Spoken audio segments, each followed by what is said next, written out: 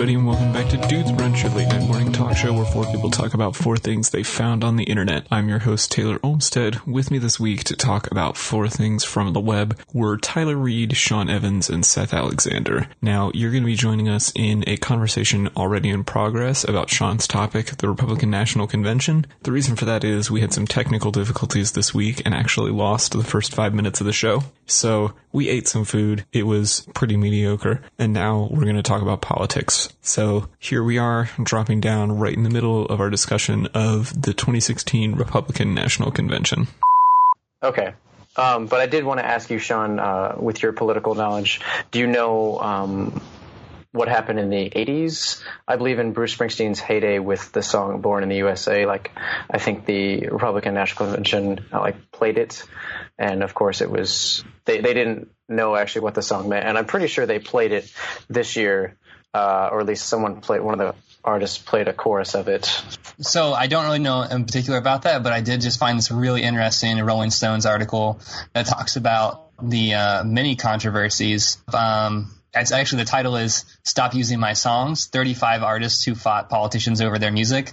And number one is Bruce Springsteen versus Ronald Reagan, Bob Dole, Pat Buchanan, because it looks like it's happened 3 times with him. Yeah. Using Born in the USA. Yeah, well, it's obviously because that Born in the USA is about Vietnam vets and all the hard times they went through, but people would use it in political context to say, you know, we're born in the USA and what we do is great, but it's not at all what that song is about. They don't understand the use of it, and they're just taking that one line out of context from the song. Similar to that, I posted in our Slack channel, I don't know if you've seen this yet, Seth, the George Harrison Estate's response to Here Comes the Sun being used this year. That's what it was. Yeah, so the song was used when Donald Trump's daughter walked out, and whoever runs the account for Harrison's estate wrote, we do not approve of the use of this song at the Republican National Convention. However, we would have approved the use of Beware of Darkness. And I was like, man, that's hilarious. It's a good comeback. So, but to this point, one thing that was really notable that I haven't seen, watching this week's DNC, I think we'll see a more traditional kind of convention, because I watched the convention 4 years ago, and this one was really different. Not just so much that it was like Donald Trump, but it was very much seemed to be had a little bit of a night show feel to it, because they had a band that was on stage the whole time, and they had musical interludes a lot. And they played a bunch of, they had a little jazz sometimes, some rock and roll. They did a little bit of, they had some country every once in a while kind of mixed in. Yeah, Trump entered with We Are the Champions. Yeah. Just total BS. Also did not approve of that one either. How do you play the song of a bisexual Englishman? Oh, whatever. Whatever. Yeah, sorry. Keep going. No, that's all right. Yeah, it was kind of an abnormal convention. I mean, I'm not the expert on that either, because I've only seen 3 or 4 right now. I mean, definitely didn't seem to be you definitely got your fair share of red meat speeches, which is generally what these conventions are. People going up and kind of, rallying the base and telling everybody to get out to vote and stuff. But not in the traditional sense. There was a lot of new stuff. I think, Tyler, you said you were watching it on Twitch, right? Yes. Can you talk about that a little bit? What the reaction was like on there? Well, if no one is aware, Twitch is primarily a video game streaming platform. The juxtaposition was hilarious because Twitch has a chat functionality, which is primarily known as sort of like a cesspool of just small children screaming and just spamming just cancerous content. And so it was really sort of jarring to kind of have these people to be have this very, very different position that was being streamed, and then there's all these people that are basically making fun of it, because it's why would you stream this on Twitch? It feels pretty disjointed. So the funniest part was that it was at the end, everyone was just GG, easy, and just spamming little emotes and stuff. And I took a little screen cap of it. I thought it was funny. So, but Tyler kind of makes an interesting point. This is what was weird about watching the RNC, and I remember this from the last one too, that the official channel that runs the RNC they spend a lot of time, like, I guess both conventions do this, like pointing out people, like a stadium cast or something, where in between endings they'll like do something, they'll focus on fans. Every time you turned around and looked at the screen, they were pointing out somebody who was a minority. Like, they were really focused on minorities in this one, finding them at the convention somewhere. And that was one of the interesting things that came up a lot, too, in terms of social media and the convention, was that the Trump campaign and the RNC were able to find people that agreed with Trump that were minorities. So I don't know if you guys saw any of the clip of the Wisconsin sheriff that was Blue Lives Matter. Did you guys see any of this? Okay. I heard about it, but I haven't seen the clip. I'm sure you'll give us a link for the show notes. Yeah, I heard about Blue Lives. Okay. I mean, and he was like really, he was really intense about the whole thing. That's what I mean. Like, and I felt like a lot of the RNC convention was kind of finding these people and putting them up on a platform, which was kind of unique because I don't think people see those people very often. And the fact that they were on national television on more than one channel was interesting. See, and that's interesting to me because I didn't see many of those clips. I saw a lot of clips of, like, the guy from Duck Dynasty or, you know, the various Trump family members and, like, the people that you would expect to see. So I think the, like, post-event coverage has gone the other direction, but it's interesting to see that the party and the organizers were trying to go there, at least in terms of the live event, even if the news media isn't going to cover that. The first impression I get from all that kind of coverage is just that they're treating it like an American, like, sporting event. You know, there's a band playing, it feels like a night event, and there's all this crazy music, and you're getting all the camera angles of audience members going crazy, and it feels like they're treating it like something else, and I mean, which is something Trump would do. That's just at least first impression, but the fact that they're getting minority in on that is, it makes a lot of sense, actually, politically. That's kind of smart. Yeah. That's what I was going to say. Like, I feel so torn on this because I feel it's great to see this kind of stuff, you know, to see that hopefully the Republican Party is growing organically with its non-traditional base, which seems to be white men and women, which means they must be doing something right if they can find these people. And they seem to be really hard backers. They're not just like random people. These are people that have true convictions for the Republican Party. But at the same time, to me, it almost kind of feels like tokenism a lot when I was watching it, because it was almost like every cutaway was to somebody. It was to an Asian American holding a sign, or it was to, you know, an African American holding a sign about an issue. And they all seemed like they were planted a little bit too much. It didn't seem very organic. They could have been. That kind of bothered me. That wouldn't surprise me. I mean, I think Seth's potentially right. They could have been plants, but I don't want to make it seem like that nefarious to say, like, oh, they hired these people to be here. Yeah. My guess is they gave them preferential seating. That way they were at the best camera angle. But then, like, that's not really new, is the sad thing.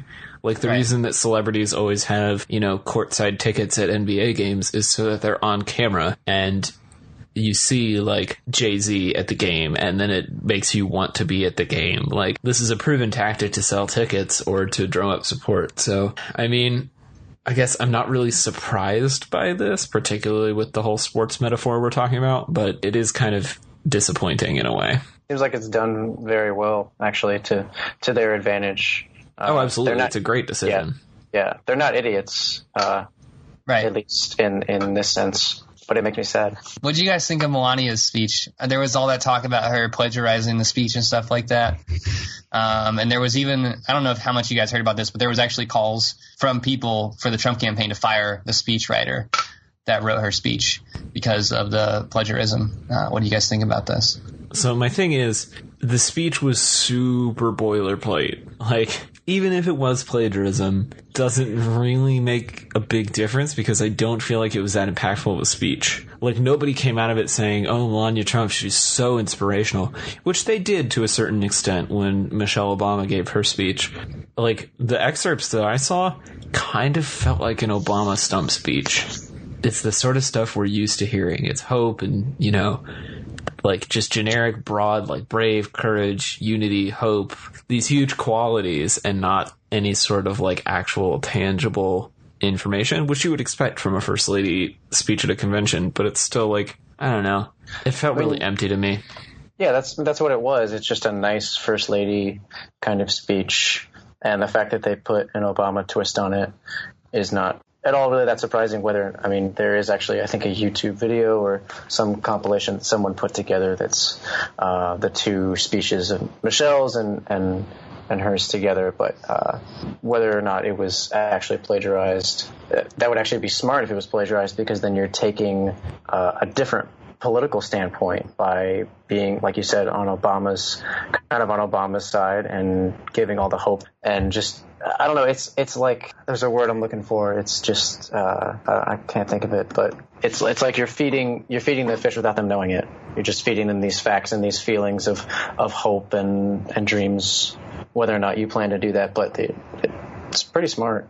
Did you see any of it, Tyler? I did not, but obviously I heard about it. I mean, it's like, yeah, I mean, it's shitty that happened, but I mean, like, I feel like that shouldn't be the most important thing that we're talking about, and that feels like something that's like a major point people are talking about. You're like, well, it's just the plagiarism thing that everyone got pissed off about. I don't think the speech itself doesn't even matter because it was boring. I feel like she got thrown under the bus a little bit. I feel like the criticism was way too harsh on her. I think Absolutely. They were saying that it was weird that she came out so early and did her speech on the first night. And from the sounds of it, the way that they portray her, because I really don't have any idea about her history or what she's like besides what I've been listening to over the past week, that she's a really like introverted person who likes to do her own thing and spend time with, you know, her son and stuff like that. I feel like she wanted to get it out of the way, you know, like she was doing it because the GOP is the party of tradition. And if you didn't do it, you know, it's really frowned upon. So this idea that you would just go in the beginning, get it out of the way, you know, kind of give them their due and say, you know, kind of be uplifting, show them what you would be like as a first lady, was well done. I just feel like they shouldn't have hopped on her so hard. Because I don't know if it was plagiarism. Like, I don't know. I think it's a little heavy-handed at the media, maybe. I don't know who was the culprit behind this, but I feel like I got up the next day and was watching a morning talk show, and they were like, whoa. And they had this professor on there who was part of the Trump campaign, and they were questioning him like, well, don't you run this through like some plagiarism website? And he's like, well, yeah, we do all of our stuff, but I guess it just slipped through the cracks. And I was like, does that even matter though? Like, I mean, no, that's what I'm saying. It really doesn't. Like, why would you want to remember this for that poor lady? Why would you want to like put her through that? It just seems like such a terrible thing to do. I don't think that she's asking for this. It seems like from when they talk to her, she's kind of just along for the ride. Like, she's there to support her husband, and she wants to help out. You know, what did you, Tyler? Did you see the logo for the original Trump and Pence logo? Oh, I saw this. Did you see it? I saw something. Wait, when you say original, what do you mean by that? The one with the T and the P and the flag. Well, do they change it? Yeah, they changed it. Hold on, let me see if I can find it and send it to you. Because it's real. I mean, I see the old one. That's the only one that I've seen. It's a little phallic. Listen, you don't need to explain to me what it is. I'm looking at it right now. I can tell. I'm just saying I didn't know that there was. For the audience, Tyler, why don't you paint a word picture? Tell us from your graphic design standpoint what you think about this one. Well, Tyler's licking his lips. Is it like a big no-no for graphic designers? No, I'm just trying to figure out the best way to say it as elegantly possible to make it to make it funny. Well, they obviously were going for a monogram, and so I think what they really wanted to represent was the connection of these two entities, the coming together of these two parties, these two big players in this struggle for. It's a connection, all right. It's almost like they're a political megazord is what they're trying to accomplish. And they only can do that through inserting themselves into one another to become one unit. What a bunch of idiots. Is that what you wanted? Is that? Well, I mean, I kind of wanted to do actually thought about it too. But I mean, we'll go with the comedy bit. But what do you like it? Do you think is no? But for real, okay. So on the Reed scale of garbage, if garbage, what kind of garbage is this? Is this dumpster garbage? Is this? Oh, but is there a new one? Like a new one, or is that the newest one? I don't know. I don't know if they Keep published one new? Because there was the old one, which I guess was just Trump pens just written out, "Make America Great Again," and then they did the phallic one. That's the most current one, right? Yeah. I don't know if there's a modified one. I mean... Oh, yeah, okay, so the new one is just the Trump and then over top of Pence, and then it just says, "Make America Great Again." Well, I mean, okay, let's be real right now. Even if it's like a little phallic, I mean, I still think it's not a bad monogram. It's fine. I mean, I feel like they don't really use a lot of monograms in like political stuff, at least from what I remember. I have to quickly Google it, but this is the year of the political monogram for sure. Yeah, look at Hillary's logo. I'll have to look that up. But that's they were probably trying to be somewhat innovative, but they just kind of went with Trump fucking Pence in the butt. well, that's not well, we were trying to beat around that bush, Seth. I'm glad you really took the listener there. He just jumped right on in that bush. What do you guys think about they added the exclamation point on the back of "Make America Great Again"? And they railed so hard on Jeb. Well, there's no comma, so it's not. Yeah, there's no pause there, Sean. You have to yell the whole thing. They didn't put "Make America Great Again." Yeah, that's exactly what it is. Incorrect. I mean, you can punctuate it however you want. It still looks dumb on a hat, and I think that's what really matters here. Well, it looks post-cool on a hat, so there's that. The RNC slogan, wasn't it "Make America Safe Again"? Yeah, they had one every night. It was different. One night was "Make America Safe Again." One night was, oh man, now I need to look this up. So they're just trying to play along every night was kind of a little bit of a play on that. Yeah. Which the best tweets of the RNC, I thought, were from people citing statistics each day about why America was already whatever the thing was. So you would get like, "Make America Safe Again," and then there are all these graphs of like, the murder rate in the U.S. has gone down by like 100% since 1980, or, you know, crime has gone down by X amount, and all of these things. Like, I just really enjoy from both sides when they just use a chart to like give somebody their comeuppance. I think that's been my favorite thing about this election so far, is like the abundance of like charts as sassy comebacks. I'm all about it.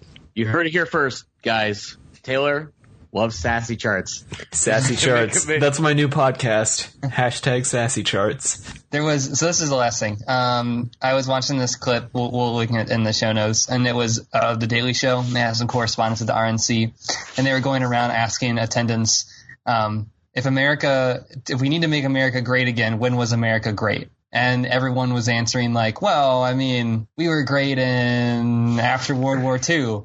And then they would just spout off like, yeah, with racism. And they're like, well, and then they're like, at 1776. And they're like, well, I mean, without women's rights, like they would just come up with like constant things. That was a question I feel like most people asked as soon as they came up with that slogan. and they're just asking it directly to the source, and they don't know how to give it. And the whole time watching this, the only thing I can say is like, why did everybody try and think about a year? It's a dumb answer. They just try and think like, well, I mean, July 24th of 1830, that was when America was great. Like, why do we have to think about? The easy way to come about that was to say like, well, there was times in our past where if we could make them all come together, it would be there. And they just didn't field that question and answer it the right way. So I don't know. Well, Sean, I don't believe in that. I don't believe in that answer, but they could have just shut down a bunch of comedy hosts if they would have just said something actually smart. Well, Sean, it's a good thing you brought that up, because that sort of thing is exactly what I want to talk about in the next segment. All right, everybody. So this week I want to talk about the future of television. I want to talk about this through a book that I'm reading right now called But What If We're Wrong? It's the latest book by Chuck Klosterman, who I've talked about on the show before. Journalist, culture writer, ethicist, armchair philosopher, etc. Chuck Klosterman. This new Ethicist? book... Yeah, he was the New York Times ethicist for like 2 years. Yeah, so people would write in ethical questions and he would answer them in a column. Really? Yeah, that was really a thing. So he can basically be a philosopher. I mean, in a way. armchair Contemporary. philosopher. I can tell Yeah, Sean already hates that's what this. The premise of Chuck Klosterman's new book, What If We're Wrong, kind of similar to what Sean was talking about in the last segment. He opens the book by saying, everybody will agree that we could potentially be wrong about the things that we know. But then he goes on to say, once you start giving people specific examples of that, the whole thing breaks down and they start freaking out. So an early example in the book is, think about everything we know about gravity, but then realize that Aristotle thought that rocks fell to the earth because that's where rocks belonged. And we know that's wrong, and that sounds ridiculous. But at the time, if you had told people that there was this invisible force that made rocks fall to the ground, they would have thought you were an idiot. And so Aristotle also thought that depending on your body heat, that was how a gender of a baby was born. This is also true. I think he cites that in a footnote in the book. Mm-hmm. Crazy mofo. And Plato was afraid of books. Also true. Is it really, though? I mean, I don't think they had a lot of stuff going on back then. But this is all besides the point, because I want to talk about television. So I gave the guys an excerpt from the book that I'll link in the show notes that's all about what is the future of television and how will television as a medium be remembered. TV is basically fucking like, who gives a shit about TV? It's like, it's gonna like keep changing. It's like you listen to a song, we're not gonna change how you listen to a song. You're not gonna like, what was the other reference? He said you listen to a song the same way, you watch a movie basically the same way. Read books the same way. But like kind of like cinema and like TV is kind of like sort of like the gray area. And it's like, I thought it was like, how do we feel about TV as like that medium? Like what is it going to evolve into? Because obviously YouTube's rapidly approaching like actual content that people want to watch almost exclusively, because that's what I do. I don't watch regular TV anymore. I watch Netflix and I watch YouTube. That's about it. So I mean, it's like we had this kind of conversation like a while back, I feel like, because we talked about like the way that we ingest like TV shows, like binge watching things, like Netflix shows are like almost kind of starting to be made differently because they know people are just gonna watch it like in one go or in like multiple sittings. Is that kind of like where you're getting at? You're kind of wanting to discuss that sort of thing, right? So I think he wants to discuss that in the first half of this piece, and I think you're absolutely right. Like, that's a question that we've discussed and never really came to an answer on. What is the technical legacy of TV? Because obviously nobody is expecting broadcast television or cable television to last 300 years. Mm-hmm. It's probably going to look more like Netflix or YouTube. The second half of this piece is all about what from the broadcast and cable era is going to be remembered as the show of that period. Like 300, 500 years from now, what is the one show that will last?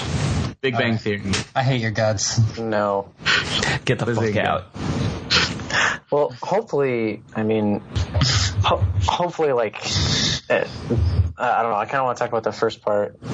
Let's start with let's start with the first part. Let's start with Chuck's discussion of the technical format of television and where that goes. Well, I mean, TV has pretty much been going, whatever you want to call TV, in the completely user-friendly direction. So like Tyler said, when you guys had talked about it previously, it's however the users want to watch it. It's not any longer for the advertisements, which is what it was in the beginning, where you need a half-hour block, 23 minutes of programming, and you sell the other 7 minutes in little blocks. It's not about the advertising anymore. People will pay for just the straight-up TV. They'll pay for a Netflix subscription or what have you. So it's going to get even more user-friendly, which I find that hard to believe it's going to get more. I don't know how it's going to. I'm sure it will, but I feel like being able to access it, 24/7 on your phone or your computer or just about anywhere, and it being completely accessible without ads is like as user-friendly as it gets, at least in terms of the content. I agree with Seth on this one. It was difficult to understand where his argument was going in terms of he used a lot more examples on the latter half of the article than the former. Because I struggle with this because I feel like when we look at where TV is going, it seems to kind of follow the path that lots of other media seems to be going. Like, take, for example, literature. Like, Charles Dickens used to write episodes of his books and publish them in papers. And then, you know, as printing became more accessible and it was easier to print whole novels, you could get a novel all at once. So you didn't have to buy the paper every single week or day to find out the next chapter of what happened. And you could just get whole books. And this probably changed the way that literature was consumed in the same way that television is consumed, because you can't have it episodically, right? So, like, think about, so here's a good story. When I was at University of Akron, all the RAs had these dumb t-shirts, and they used to say, like, we do it at 9:34 or something like that. And nobody knew why that was. It was just something that had been carried over. And we found out that that's when Baywatch was on or something. Some show was on until 9:30. And then they would always do their stuff after that show because everybody watched it. So they just planned around that show, and 9:34 was the starting time of all the activities. So that way nobody had to be late, and it gave you time to finish up the show and then walk to where you needed to be. And I'm assuming that when you got there, everybody watching this show would talk about this show. And you would see it like season by season. Everyone's kind of pumping it up, like Game of Thrones today. Game of Thrones is not released all at once. HBO likes to kind of dole it out one by one, and they get a whole week of media hype waiting ready for the next one. But like Friday, I watched all BoJack Horseman in a single sitting. It's out of my life now. Like, I don't have to watch BoJack for another year. That's because you chose to. Right. And knowing that, I don't think you guys have watched all of it. Taylor's watched a little bit of it, but I've seen it in its entirety. And it'll be probably 2 or 3 weeks until I talk about it with somebody that has seen it all the way done, instead of kind of just saying like, oh yeah, did you see last night's BoJack? Mm-mm. So I'll link in the show notes to Klosterman's interview with Mark Maron this week on WTF, where they talk specifically about this problem of when they were kids, everybody was on the same page when they came to school each day because they had all watched MASH because it was the only thing on. And that's just not something kids can do now, for better or for worse. Some people think that's better, some people think it's worse. It just depends on kind of what your culture is. I think both of those mediums coexist now, though. They do, but to a lesser extent. Like Game of Thrones is one of the only shows where everybody talks about it the next day. It's like Game of Thrones, Walking Dead, really any of those like Sunday night post 7 p.m. shows. People like plan their lives around that show. Yeah, just like how they would used to. But I feel like Game of Thrones is the only show that I could actually say that about anymore. And that's the only show I know right now that everybody watches. I feel like everybody watches it besides me, and maybe Scandal. Maybe that's the other one. I don't think anybody else really. Everyone's like, you should watch it. You should watch it. You should watch it. And I hear this all the time. Sorry, Sean, I don't. I don't either. I mean, I just watched Game of Thrones. That's because it's the cultural event of our lifetime. So I missed out on Harry Potter. I'm not going to miss out on another one. See, but that's a good segue. So, do you think that Game of Thrones is going to matter to anybody in 300 years? Well, I don't know about 300 because I think 300 is such a difficult number to predict. But I mean, like, Tolkien is still like, oh, he still kind of matters. Like his book. Yeah, but he was writing those books like 60 years ago, 70 years ago. Right. So, I mean, I don't think a lot of shit's going to be remembered. If anything, Tolkien's going to remember for George R.R. Martin just for the already established legacy. See, and that's where I think this question becomes really interesting. Like, the technological part of it is interesting in a way, but that feels like it's happening right now. I'm much more interested in this far-fetched concept of, like, we are all dead. Our children are all dead. They are trying to sum up our life in one television show. It's not going to be Game of Thrones. So what is like the one TV show that everybody's going to use to say, yep, that's exactly what it was like to be alive from 1990 to 2025? Breaking Bad. No. That's probably a good guess. I don't think Breaking Bad is going to be either.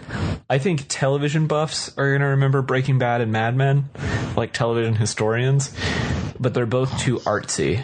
They don't feel like the sorts of things that people are going to say, oh yeah, everybody in the public, watched Breaking Bad every week and it was super important to them. Right. So back to my first statement, like I said, at like minute 01 of second topic, Big Bang Theory. I was, literally just going to say that. Like, Probably, sorry, fellas, but it's probably going to be Big Bang Theory. Something in the popular realm. Seinfeld. Actually, He talks specifically against Seinfeld, though. And I kind of like his argument that Seinfeld feels too intellectual. yeah, but Seinfeld like helped develop every show after it. That's I mean, true.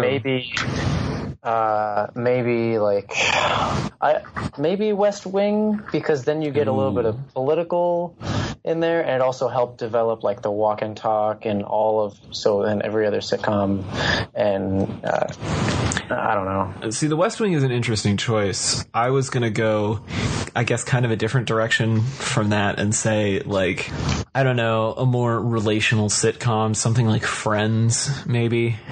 Friends or Seinfeld? Because it feels like the narratives there are, like, universal. It's just the settings and, like, the historical details that become important. Yeah, I would say one of those, like, beginning 90s shows like Seinfeld or Friends would be great. Friends would be really, really good. I want to say How I Met Your Mother, but that's just because I like that show. But that's probably not going to be that show. I think what you guys meant to say was New Girl. Two broke girls. The Bee in Apartment 23. What's it going to be? I don't know. I don't know how stuff is canonized. Like, if I was going to take a wild guess, The Simpsons. Another 90s show. Because it's 27, 28 seasons long now. Like, it's just Matt Groening will be remembered as somebody who, like, kind of touched on everything. I kind of like that because there's I'm not going to put any money on that answer. Well, no, but you can't put any money on it because there's no way of knowing. But I think Matt Groening is an interesting example because there's just enough social commentary in it for it to be historically relevant. Yeah, it's really, really topical about everything that happened in the 90s and before it and even after. But it's not like South Park topical where, 10 years later any episode of South Park might feel outdated. Mm-hmm. Yeah, it's just right enough, and it also has the relationship stuff. It has a little bit of everything, and family values. And because at first I thought it was going to be, Family Guy, but then I thought it's a little bit too absurdist. I don't think that will carry through. If you're going, it's interesting that we talk about like fictional shows, the ones that we're going to carry on. Yeah. I said at the beginning, I feel like if we remember television, it's going to be like more anthropological. Well, and that was his argument too, of like they're going to use fictional shows, but use them mostly to flesh out like our idea of setting and place in history. And I think that's a really neat concept of like, they don't really care what Homer did in that episode. They're more concerned with like, what references was Homer making and what clothes were the characters wearing and what did their house look like. And it was the same. It was the same every episode. So yeah, that makes The Simpsons a little bit difficult. Yeah, and you have that going for you because it's animated. You put a face to it, but it's not any actor's face. So then you also don't have people that hate a certain actor that are going to say this doesn't last for a long time. It's just like, do you hate the person's voice or Matt Groening, or didn't he almost say Roseanne? He did. That was going to be my kind of wrap up here, is his choice as the one television show that will be remembered in 300 years is Roseanne. Screw that. How do you guys feel? What? Okay.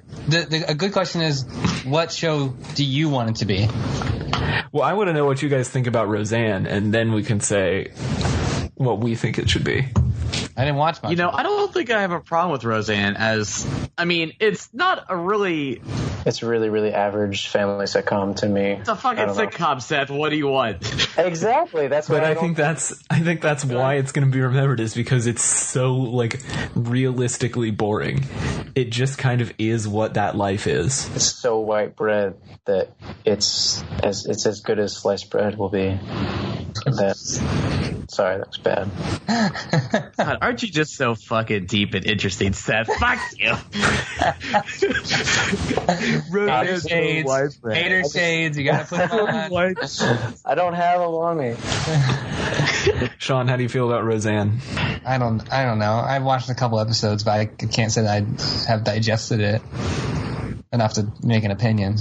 I mean, it's really not a nice show. It's like a more tame Malcolm in the Middle, which feels hard to say that that's a show that exists. I would like Malcolm in the Middle. I feel like would also be a good example, unless it started getting towards later seasons. Then he started doing like special effects and had some weird like. I was gonna say it gets a little absurdist there after a while too. But like in the beginning, I was like, I feel like this is what a real '90s family is like.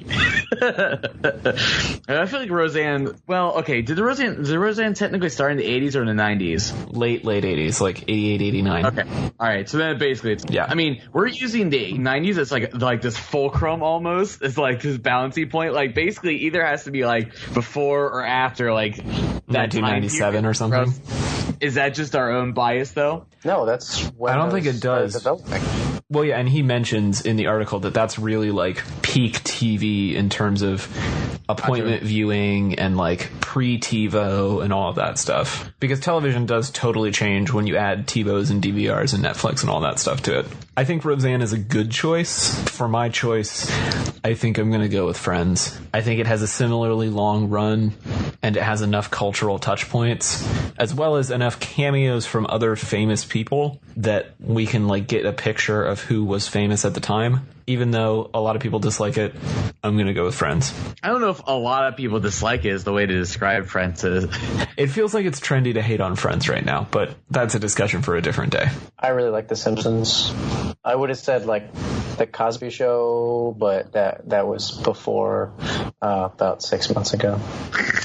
Y'all laugh, but he's not wrong. Yeah, I hope not. And then Roseanne, and plus they're all fat, so they're relatable. Sorry, America. Jesus. Hey, tell me they're all fat, so they're relatable. Seth Alexander, 2016. Would we also consider the sort of like the acting career and outside effects of all those people like before or after those shows? If it makes it 300 years into the future, yes. Yeah, because I mean that's gonna like propel it forward. Because I mean John Goodman's still kind of like making movies. He's still kind of been in good stuff like recently. So I mean it's not like he's kind of like trailing off. I mean no one's really talking about Roseanne as like a TV show anymore. But I mean like the people in it are still kind of talked about. But like also in that same thought, like are people gonna remember the fucked up shit that Bill Cosby may or may not have done that he probably did in 300 years? Probably. That assumes that they remember who Bill Cosby is. Right. Yeah. I mean, I feel like The Cosby Show is, if you take away any outside effects, I think The Cosby Show is a great, it would be an ideal example because I think it is a time capsule for like. No, I think you're right. I think it's a very good time capsule piece. I just worry that the personal history of Bill Cosby is going to get in the way of that show being remembered. That's the shittiest part is because there's a lot of like The Cosby Show is a pretty good sitcom if all things considered, and it's like an important sitcom, and it spanned almost generations. Like kids in that show then grew up to then have kids. Like that's insane that it went on for that long. And it's I don't know, and I feel like everyone I don't know. Did anyone do anything else really after that? I think most of them kind of trailed off. I mean, yeah, they did. It's mostly the kids, but they did things. Right. The problem is that the main character who the show was named after has been involved in a series of very public rape cases. See, we say that, but like I feel like listen, in no way am I defending Bill Cosby in any way. It's just for clarification. But I feel like there've been like TV or movie actors that have done the same kind of shit in decades ago that we probably have already forgotten about, that we don't even like. You're probably not wrong. At first, I really wanted to say the Chappelle Show.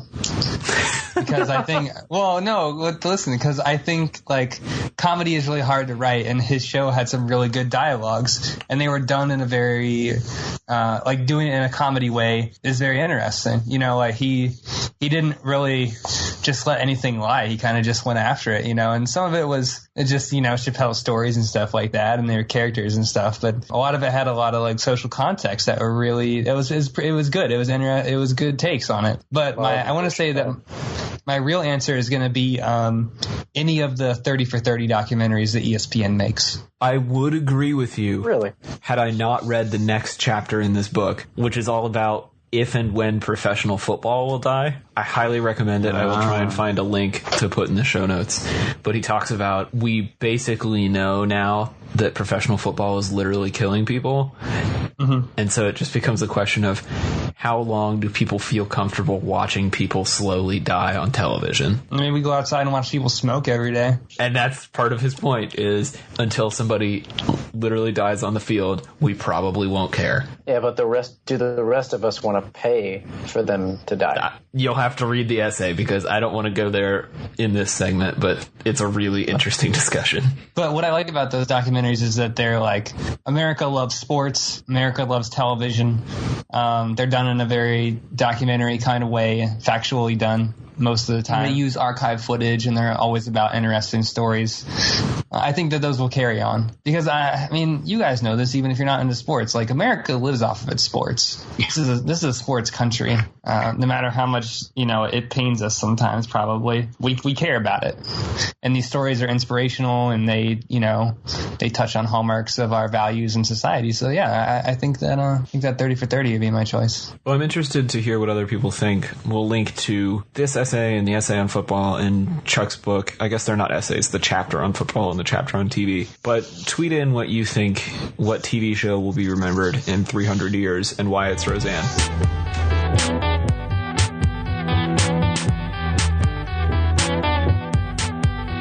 I'll have to just slide over his head. Yeah. Just on. Basically, that's Hater Shades is on me in this section, just like, oop. Oop. All right. Well, our third topic this week comes from our guest, Seth, who wants to play us a number on his cool Yaz flute. Hi, Seth. Oh, screw you, Taylor. Talk to us about jazz, Seth. If you want to listen to Yaz, go somewhere else. This is not what we're talking about. So I sent everyone some recordings, contemporary stuff. Arguably, all of it is jazz. But I really want to get go ahead and laugh. So no, I just love that's how you open up the topic. Arguably, all of this is jazz. It is. Okay, and we'll get there. But what if it's not? Exactly. But what that's exactly what I want to get at is what your standpoints are on it, and eventually get to what do you think jazz actually is, either contemporarily or is it still what it used to, I mean, obviously it's not still what it used to be, but what do you think these things are? And so I sent 4 recordings, 2 of each being kind of similar.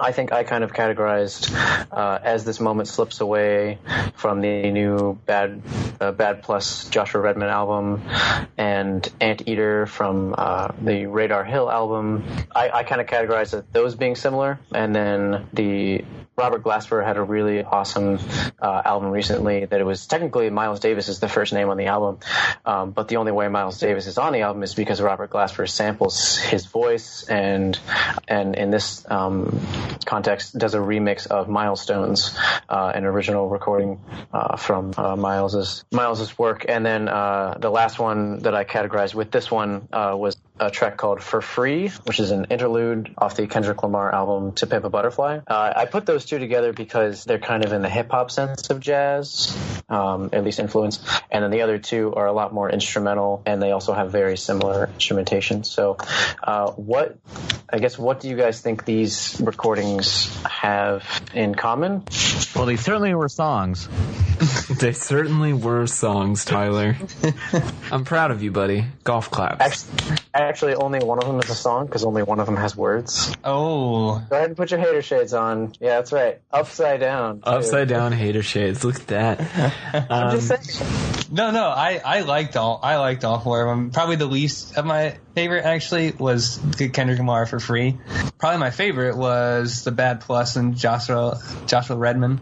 What I liked about all of them was that I'm a very melodic music kind of guy. Like, I want something that's kind of catchy. And the piano part in both Radar Hill and the organ part in, I'm just going to say the Bad Plus, just to kind of keep it short here. Yeah. Those are really good. The Milestones remix, it was okay. Yeah. The main reason I put that there is because it's a remix of an old tune, so it's just a new thought on something that's old. Milestones is originally from like 19 I think like 58, 57, but it's redone in a really, really cool hip-hop-y new kind of way. And I think that's why I find it that enjoyable, was because it was almost too different for me. Like I was listening to jazz and I was thinking like, and this is a remix. Like this is a remix. It's definitely not jazz. Like, see, I'm going to lock myself into this trap here. It says definitely not jazz, but it is. This is why I did this. But yeah, I don't know. It also features horns. Yeah. Anteater definitely features horns. There's horns on all of these, man. Yeah. Yeah. I don't know. But I don't want to give these like a biased review because I don't like, not horns. There's actually something that beats horns. It's called reed instruments. Sean does like a nice bassoon solo. No siree. That said, I don't want to put my hater shades on for these. This was good music. So for me, the thing that really like tied these pieces together, and that ties a lot of air quotes jazz together, is that it's technical. And I say technical as opposed to like, I guess, amateurish or simple, right? So like nobody's ever going to accuse Blink-182 of being jazz because they don't play with like that level of technicality in mind. I mean, Travis Barker typically does. I mean, he at least attempts. Don't even put your hater shades on, Sean. Don't even put your hater shades on for Travis Barker. Travis Barker is a very technical drummer. He knows his stuff. He's the only thing I really listen to if I'm going to listen to Blink. Right, but my point is, punk rock is not technical in the way that jazz is technical, and I felt like all of these pieces had a technicality to them that kind of unites them in what I consider to be jazz. Do you mean that their techniques are... Yeah, there's like a heavy emphasis on technique and theory. So Sean already did this. What was your favorite one? Unless you can just keep that one. Yeah, so I think my favorite track was also probably the Bad Plus track. I mean, I love For Free. I really do. I think it's a defining moment of To Pimp a Butterfly for sure. It's not like, I don't know, hearing it outside of the context of that album, it just doesn't really grip me in the same way as it does when it's the second track in that like behemoth masterpiece that is To Pimp a Butterfly. So I don't think it stands alone as well. Tyler, what to you was your favorite, and also what do you find in common with these pieces? I mean, I don't understand why you're even like, are these jazz? Because like, they are. Like, well, that's what I want to argue, and it's also, are they jazz? And then I want to get to like contemporarily, what do we see as jazz? Because I guess I don't want to jump right into it, but I might as well. Like, I've played too many gigs and seen too many shows happen where people will categorize something as jazz and it immediately has this label on it, this very, very negative label in the music world. Maybe we're all just young 20-somethings and know that it's different and it's changing, but I played too many background music gigs to think, I don't know. It pisses me off when people put that label on it, that it's like this boring wine tasting music, and that it, I don't know. Yeah, that it's only background music. And it, right. I mean, so jazz is more than Frank Sinatra. Yes. So I believe we've already had this discussion then, where I was like, listen, I want more jazz to listen to. But the problem with finding like jazz that you want is that it's not very developed in terms of like, genreification. Like, you know, if you're talking about like metal, there's like metalcore, screamo, like black death, you know, like there's so many variations about that, like sludge, etc. Yeah, right. But I mean, it's like, what do I want to listen to? I love jazz when it's piano, drums, and the bass. If I can get those three instruments, if I can get a three-piece combo playing like really upbeat, really like active, very like energetic, like jazz, yeah, I would listen to jazz. Sort of, yeah. In your face kind of jazz. Right, but the exact moment that it starts to get like sappy or like slow, or like sad, I'm like, I'm out. Like my like mood is gone. So it's like literally any playlist on Spotify, I'm like, why are they all the same? They're all the same. Think about it from an album standpoint, and that if you're a jazz musician with the kind of background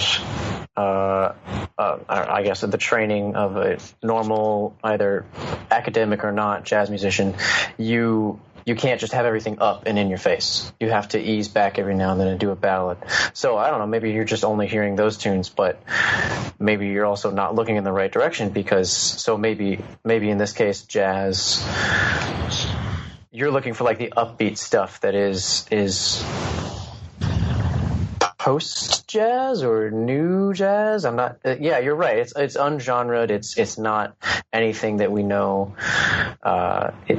There's no like classification system. Right, and that's the problem.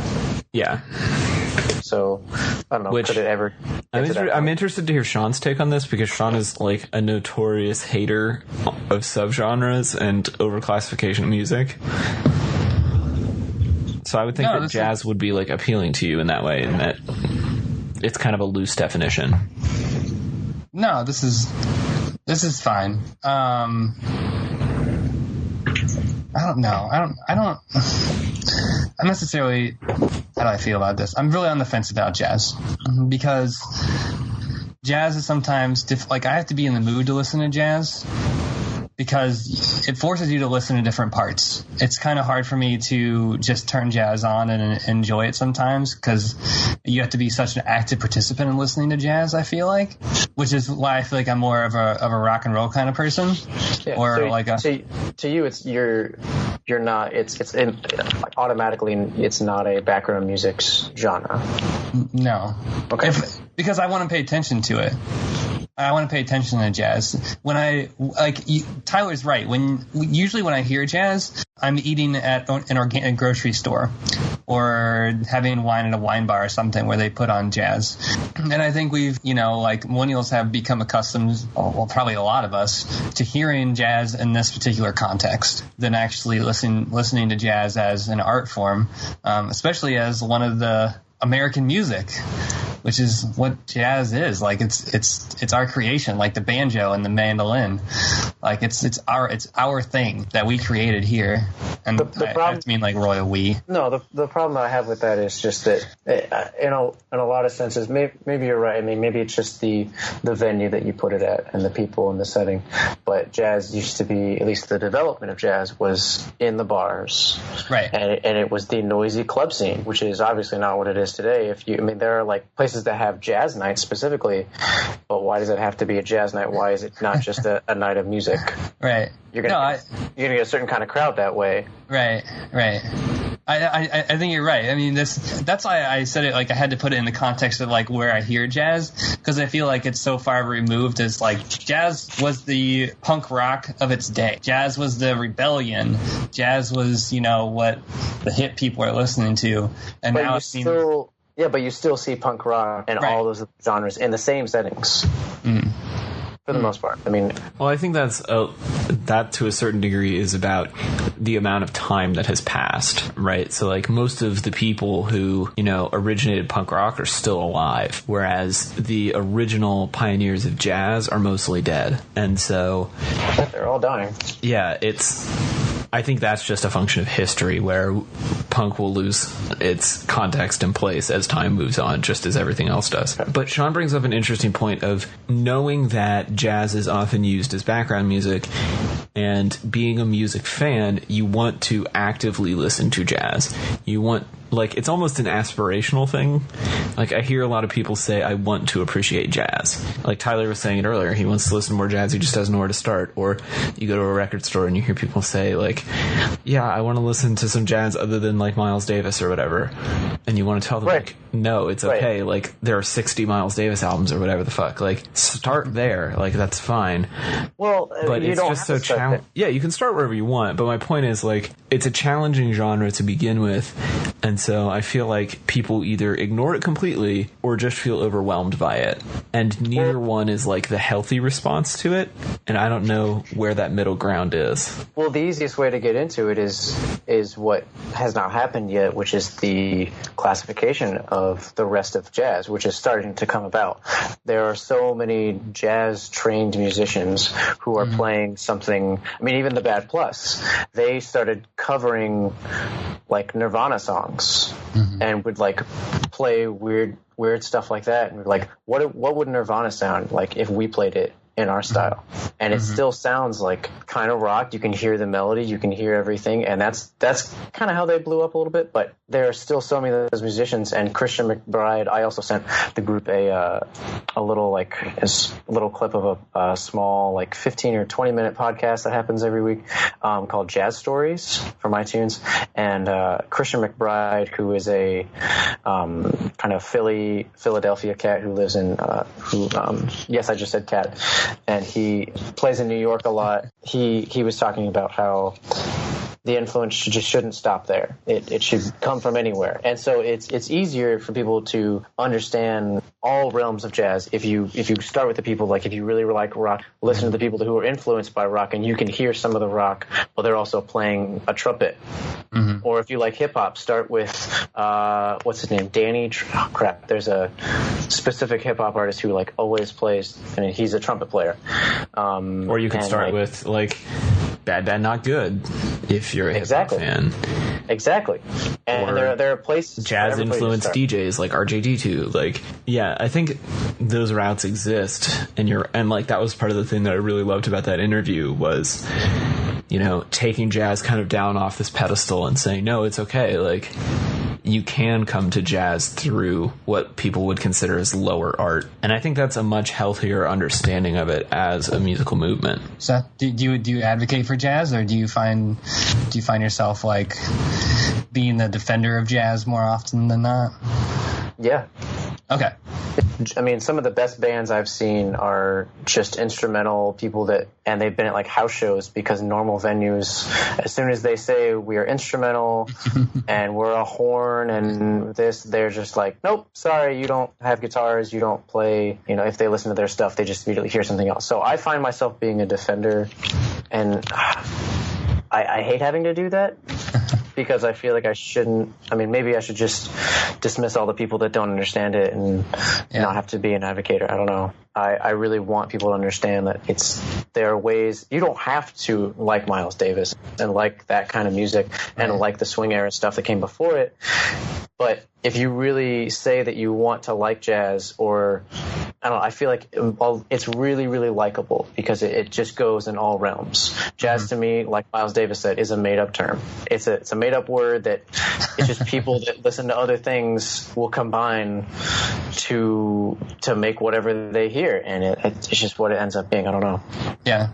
Like, I'm gonna sound so fucking dumb saying it, but I'm like, well, Seth is like, this has been his life. His entire like collegiate career has been like, jazz doesn't suck, and I'm like, good, I'm glad jazz suck, but it's like he's been so focusing on practicing and like getting better at this and like finding like other like jazz stuff, and it's like I've taken like one class on appreciation, and it's like I'm like, I feel like I don't know anyone else out there that like actually likes jazz on purpose.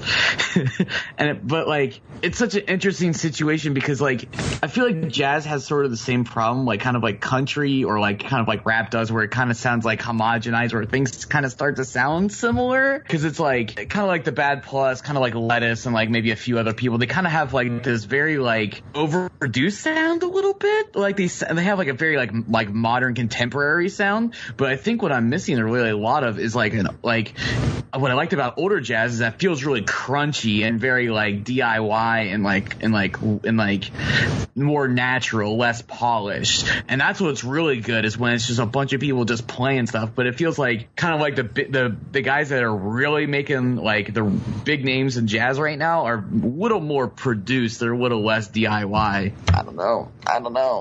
So I want to talk a little bit to your previous point, Tyler, where you feel like certain genres of music suffer because they're easy to homogenize, right? So you talk about like people say, oh, I listen to everything except country, or oh, I listen to everything except rap. Country and rap, like they feel the same on the surface level. And we've had that discussion just within the last month on this podcast.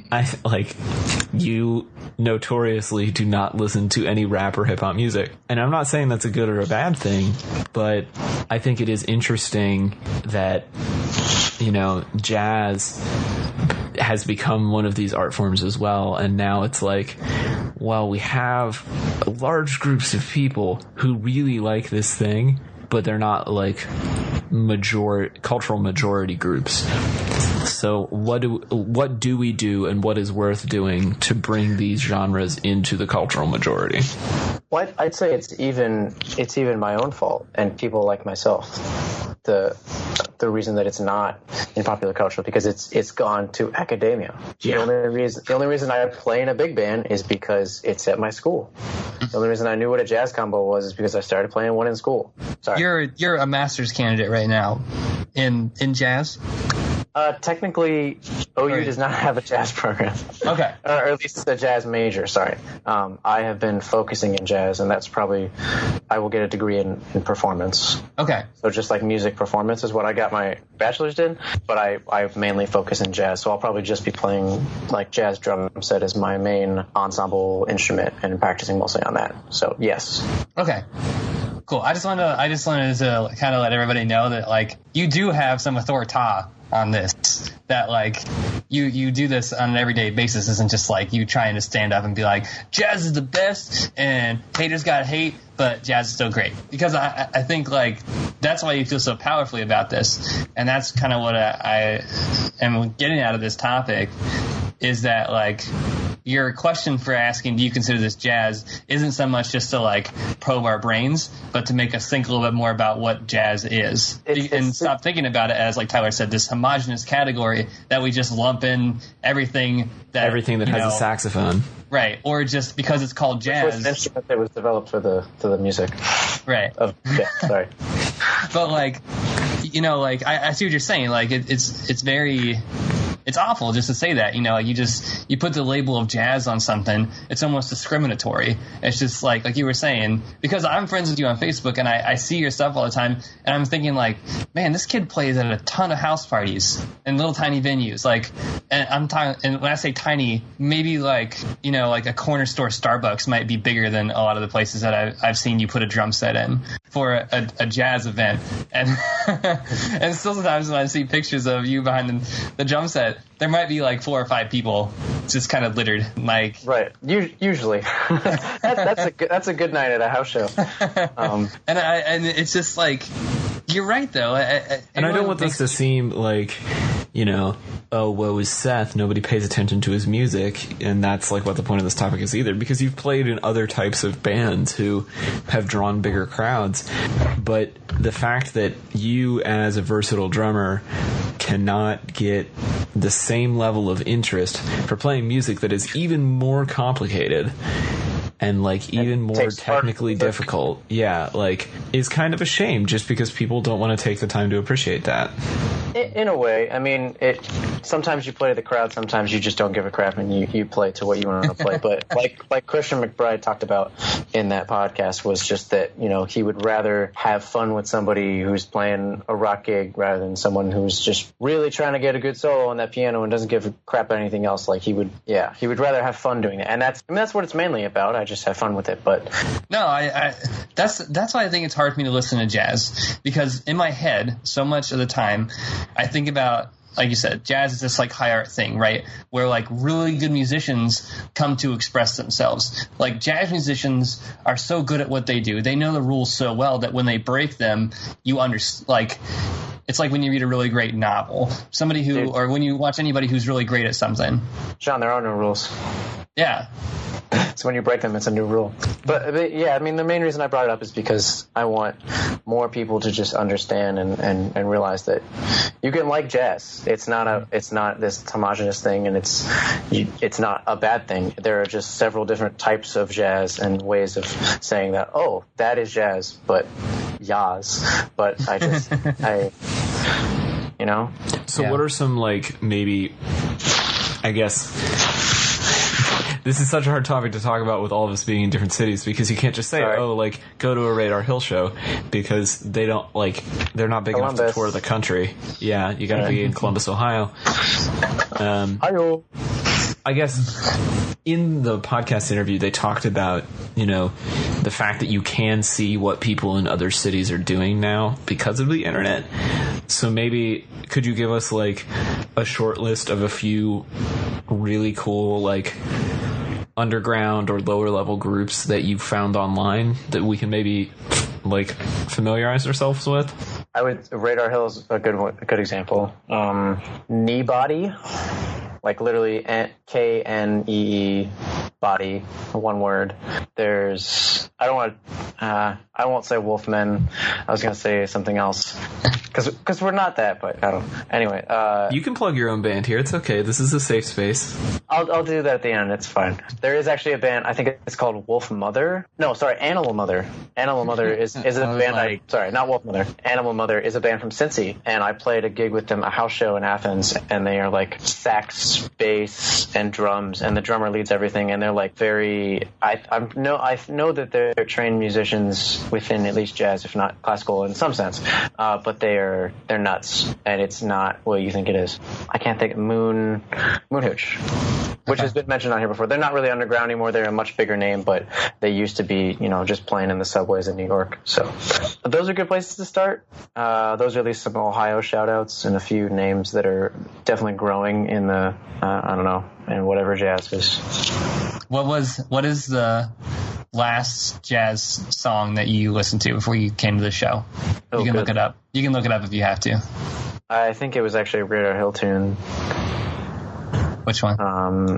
Hostage Ransom. I've been working on an arrangement of it, but it's from their first album. It's called Hostage Ransom. Hostage, like / ransom. It's a good track. I actually was listening to that at work the other day. I really like that track. Mm-hmm.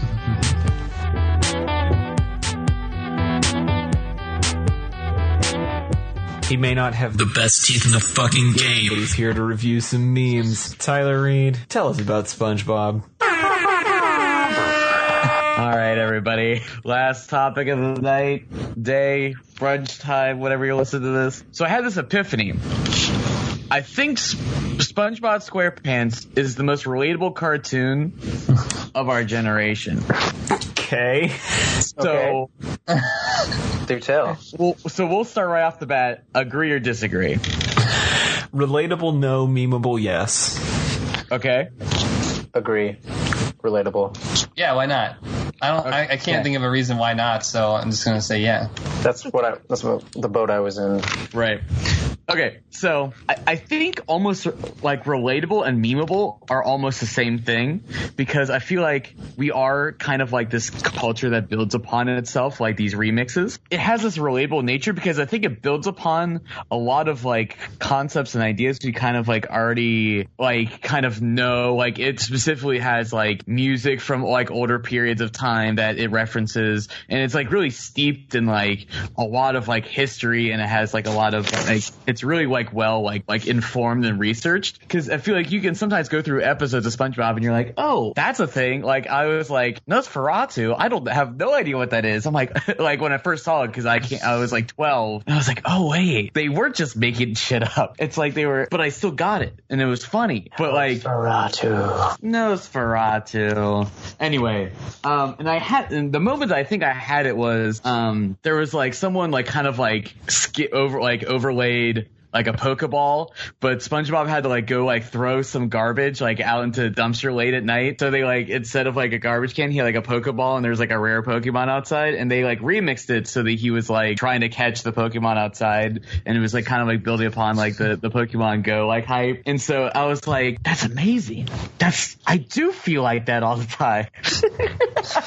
Maybe not with Pokemon, but like, I don't know. This is just a nightmare. What I kind of wanted to talk about is I kind of like grouped together some of the best like SpongeBob memes and stuff, which are SpongeGar, which has been a really popular one recently. There's the SpongeBob comparison wall. There's been confused crabs, and then there's been the hype stand. So I kind of wanted to ask you guys like, which one was your favorite, and sort of like why? I fucking love the hype stand. The hype stand is like no doubt one of my favorite memes because it's so remixable. You can make anything into the hype stand, but particularly it is almost always used during Apple keynotes where it'll be like Tim Cook's face on SpongeBob announcing something that nobody cares about, and then the little sign will say something like new emojis, and then there's people everywhere, and I'm like, yeah, that's basically an accurate representation of this. The hype stand is pretty great. It's pretty good. You just want the favorite out of all these ones? Any of them. Honestly, if you have another one that's somewhere in there. Well, I guess SpongeBob's not in this one technically, but it's the one where Patrick is wanting to push all the Bikini Bottom somewhere else. That's right. What if we take and put it over here? That's one of my favorites. But catching a Pokemon at night was it's really topical, and it's really was funny because you always feel like that. You're like, should I go? Should I do it? No, Pokemon, go. Right. Well, John, do you have a favorite? Sponge Gorge? Is that how you say it? Or who was it? SpongeGar. That's probably my favorite. I feel like it's really versatile. There's been a lot of Donald Trump stuff with that going on lately. Right. SpongeGar with a gold comb over. I definitely like the one eternity later one where it's like different phases of time. That's definitely one that gets me rolling. Love the remixes of that. It gets you raffling. Yeah, it gets me raffle-mallin'. So I kind of expressed why I think it's like a good example of it's like a really relatable cartoon. Does anyone else have any thoughts on that? Like what it could be that would help this? Here's the thing. SpongeBob is crazy absurdist. Arguably one of the most absurdist things to survive late 90s Nickelodeon. I say survive because things like Ren and Stimpy just didn't make it out alive. So I feel like SpongeBob is in this really strange place where anybody above a certain age thinks it's dumb as fuck, but anybody below a certain age, it's like one of the defining TV shows of their childhood, which makes it great for memes because the internet is basically a mob of 13-year-olds. There's some people in our generation that don't like it though. Yeah, no, I would agree with that. But I think generally there's this age line. And so when you make SpongeBob into a meme, it's instantly inaccessible to the grown-ups who think it's stupid. And that makes it super memeable, even if it's not as relatable as a Minion or whatever the fuck. I think it's lame. Hashtag dress up corn pops. Is that what a Minion is? I'm pretty sure you said that. SpongeBob originally written to be on MTV?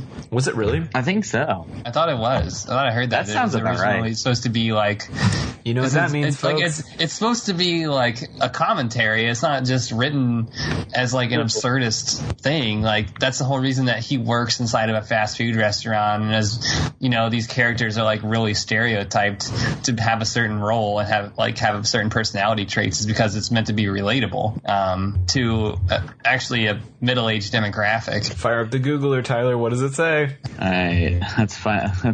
Oh no. Wikipedia doesn't give me any answers. It's definitely something along those lines because whether it was MTV or something else, it was definitely not supposed to be on Nickelodeon to begin with and be a kid show. Well, that makes sense. Well, I mean, SpongeBob does everything. He is such an average kind of kid personality-ish. There's other things we could talk about the show. There's we don't know, what age or whatever, what age everybody is and the kind of the timeline. He's so average to any of our generation because he works at a fast food restaurant, is a fry cook, is working on getting his license, all the time, and has a weird mean boss who just wants money. There's just so many things that are immediately relatable to him on an everyday level, and then there are and things that break the rules of the hero's journey and most stories, but then he does all this stupid absurdist stuff. He'll be a superhero in one episode, and then he'll be a pizza delivery boy in the next one. It's it's all those fantasies you want as a kid. I feel like everybody can kind of relate to these stories because they're common narratives.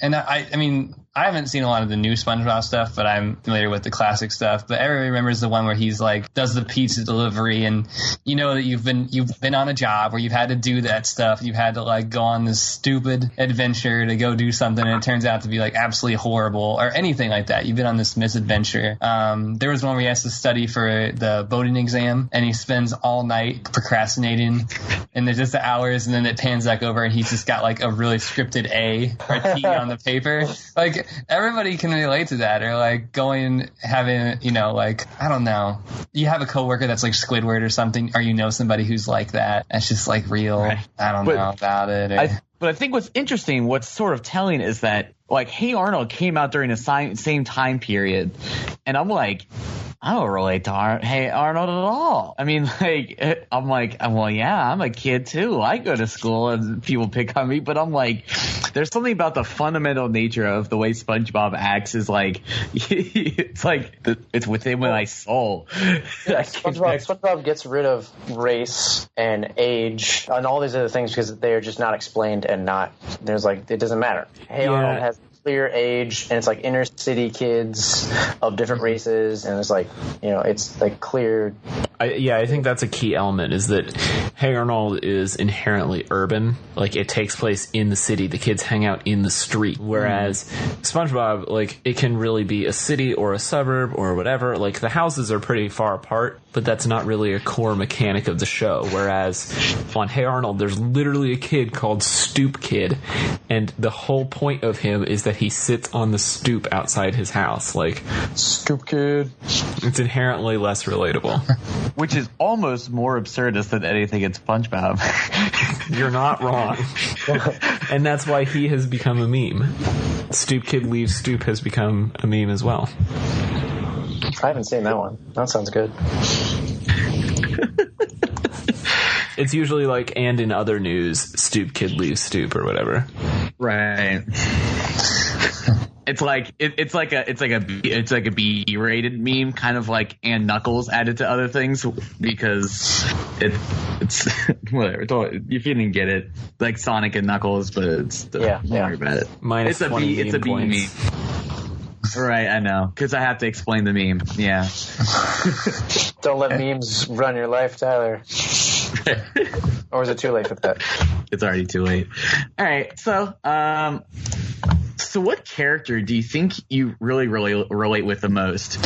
And if you relate with multiples, in what situations do you feel like you relate with them?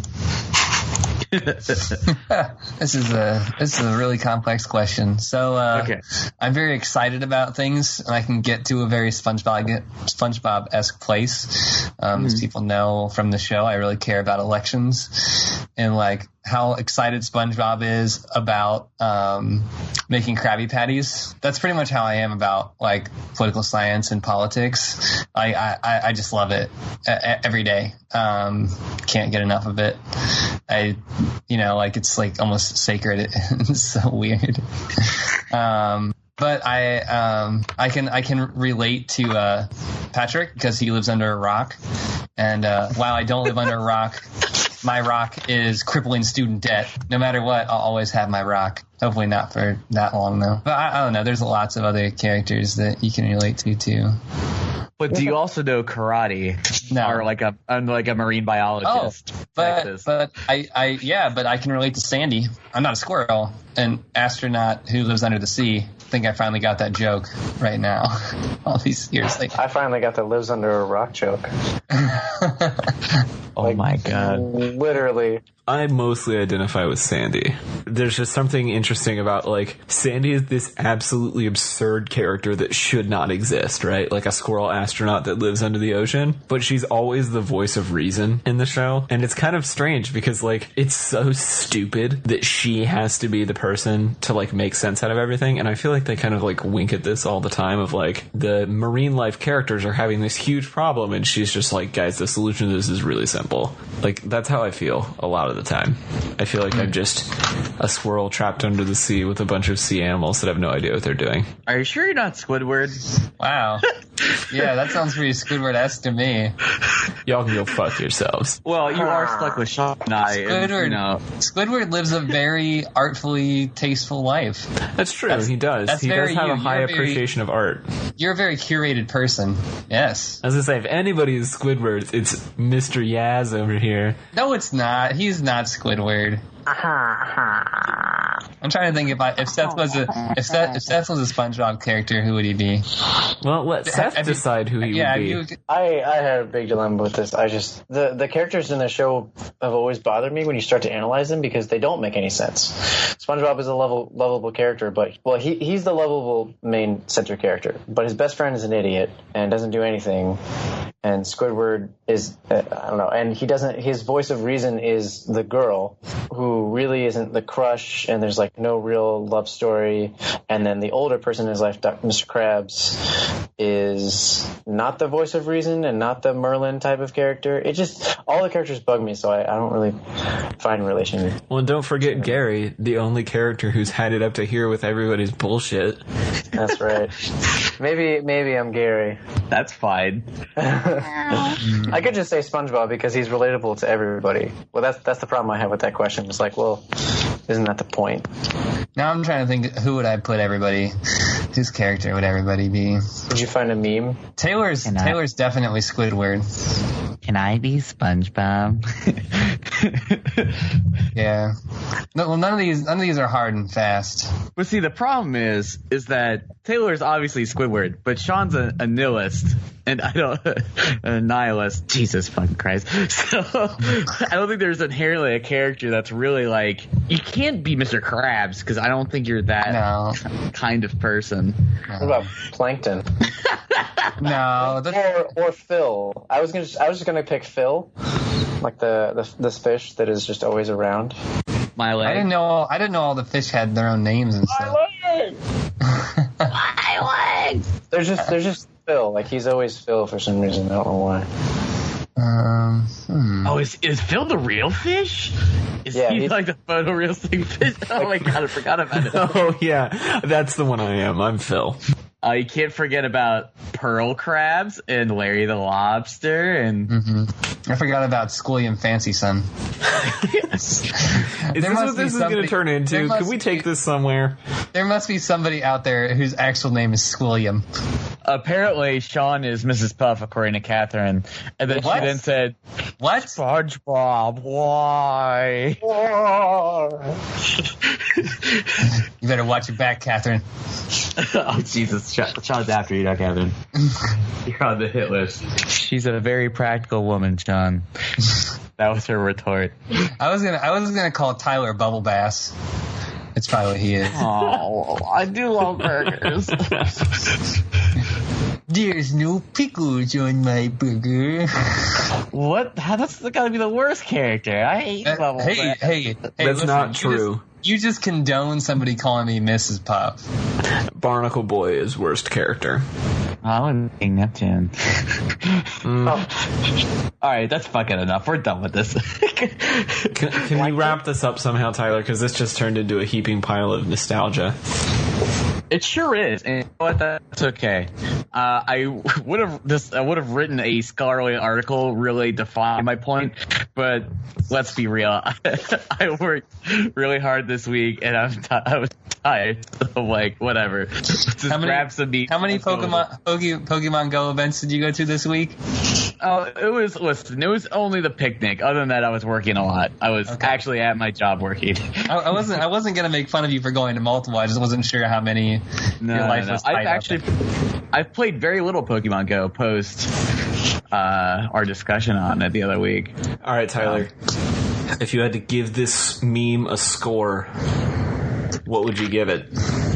Oh, I mean, I think SpongeBob memes are in a top percentage of memes. I think they're in the top 10%. I think they're some of the best. I think they're the most remixable, and they can be applied to several situations. Most nostalgia. I think nostalgia, relatability, remixability. Any other points? Let me think. That's about it. I mean, that sounds like a good meme to me. You can remix it and you can use it a lot. And they got serious staying power, I would say. That's right. Still pretty dank. Uh-huh. They don't get stale quick. They do not.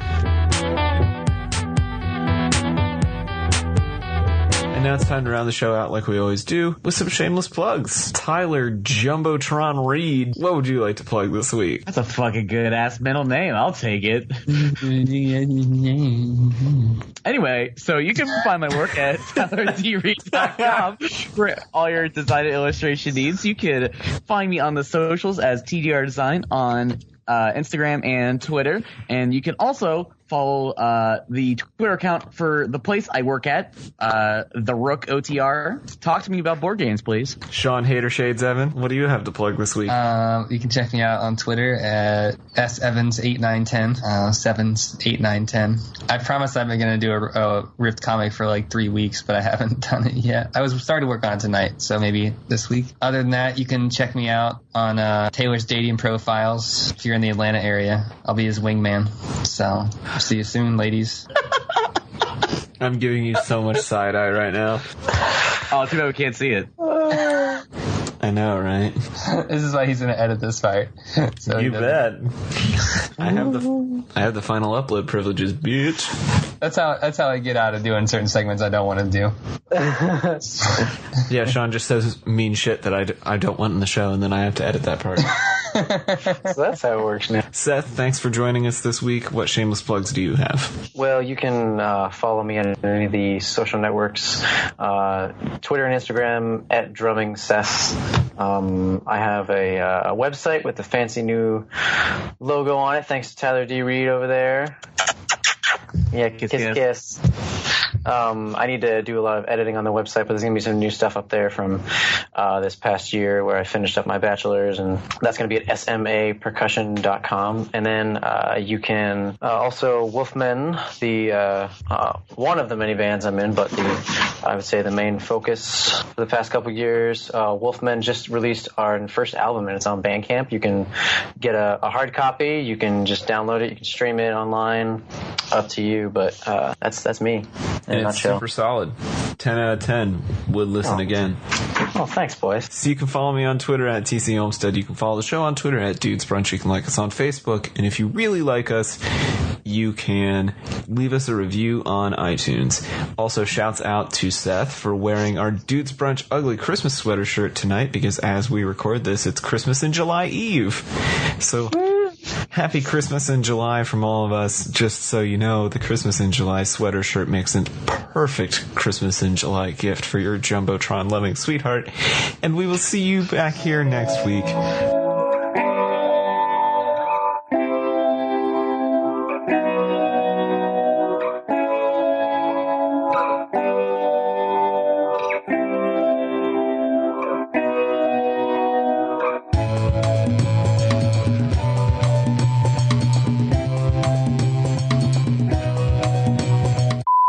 I'm glad that tire fire is over.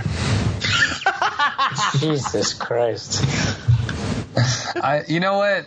People are going to be so mad at this show because last week you told them, like, I got this great SpongeBob topic coming next week. And then I worked 12 hours in one fucking day, and I was like... I made pancakes this morning, and I whispered my dreams into it. I can tell the chef didn't whisper his dreams into this. This doesn't taste like the chef whispered his dreams in this. Sunglasses wearing, 2 mustache man. You already got your hair shades on.